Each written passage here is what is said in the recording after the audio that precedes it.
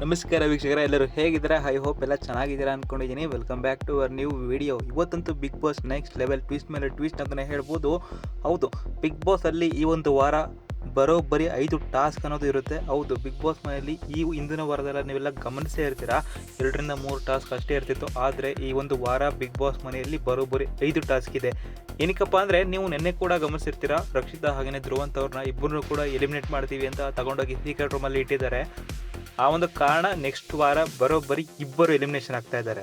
ಈ ಒಂದು ವಾರದ ಟಾಸ್ಕ್ ಏನಪ್ಪಾ ಅಂದರೆ, ಮೊದಲು 2 ತಂಡ ರಚನೆ ಮಾಡ್ತಾರೆ. ಒಂದು ತಂಡದಲ್ಲಿ ಚೈತ್ರ ಅವರು ಕ್ಯಾಪ್ಟನ್ ಆಗಿರ್ತಾರೆ, ಹಾಗೆಯೇ ಇನ್ನೊಂದು ತಂಡದಲ್ಲಿ ಸೂರಜ್ ಅವರು ಕ್ಯಾಪ್ಟನ್ ಆಗಿರ್ತಾರೆ. ಎರಡೂ ತಂಡದಿಂದ ಬಂದು ಒಬ್ಬೊಬ್ಬರು ಒಂದು ಟಾಸ್ಕನ್ನು ಆಡಬೇಕಾಗಿರುತ್ತೆ. ಈ ಒಂದು ಸಮಯದಲ್ಲಿ ಚೈತ್ರ ಅವರು ಹಾಗೆಯೇ ರಜತ್ ಅವರು ಈ ಒಂದು ಟಾಸ್ಕನ್ನು ಆಡ್ತಾರೆ. ಇನ್ನೊಂದು ಕಡೆ ಸೂರಜ್ ಹಾಗೆಯೇ ಅಶ್ವಿನಿ ಗೌಡ ಈ ಒಂದು ಟಾಸ್ಕನ್ನು ಆಡ್ತಾರೆ. ಮೈನಾಗಿ ಆಡ್ತಾ ಇದ್ದು ಅಶ್ವಿನಿ ಗೌಡ ಹಾಗೆಯೇ ಚೈತ್ರ ಅವರು. ಈ ಒಂದು ಸಮಯದಲ್ಲಿ ಅಶ್ವಿನಿ ಗೌಡ ಹಾಗೆಯೇ ಸೂರಜ್ ಅವರು ಇಬ್ಬರು ಕೂಡ ಈ ಒಂದು ಟಾಸ್ಕನ್ನು ಗೆಲ್ತಾರೆ. ಯಾವ ಒಂದು ಟಾಸ್ಕ್ ಅಂದರೆ, ಒಂದು ಡಿಸ್ಕನ್ನು ಜೋಡಿಸುವಂಥ ಟಾಸ್ಕು. ಇದು ಮೋಸ ಅಂತ ಚೈತ್ರ ಅವರು ಸಿಕ್ಕಾಪಟ್ಟೆ ಜಗಳ ಆಡ್ತಾರೆ ಅಂತಲೇ ಹೇಳ್ಬೋದು ಬಿಗ್ ಬಾಸ್ ಮನೆಯಲ್ಲಿ. ಹಾಗೆಯೇ ಕ್ಯಾಪ್ಟನ್ ಆಗಿರುವ ರಾಶಿಕಾ ಈ ಒಂದು ಟೀಮ್ಗೆ ಫೇವರಿಸಮ್ ಮಾಡ್ತಾ ಇದ್ದಾರೆ ಅಂತ ಬಿಗ್ ಬಾಸ್ ಮನೆಯಲ್ಲಿ ಇವತ್ತು ಚೈತ್ರ ಅವರು ಸಿಕ್ಕಾಪಟ್ಟೆ ಜಗಳ ಆಡ್ತಾರೆ. ಈ ಒಂದು ಫೇವರಿಸಮ್ ನಿಮಗೆ ಅನ್ನಿಸ್ತು? ದಯವಿಟ್ಟು ಕಮೆಂಟ್ ಮಾಡಿ ತಿಳಿಸಿ. ಅವರು ನಿಜವಾಗ್ಲೂ ಫೇವರಿಸಮ್ ಮಾಡಲಿಲ್ವಾ ಅಂತ.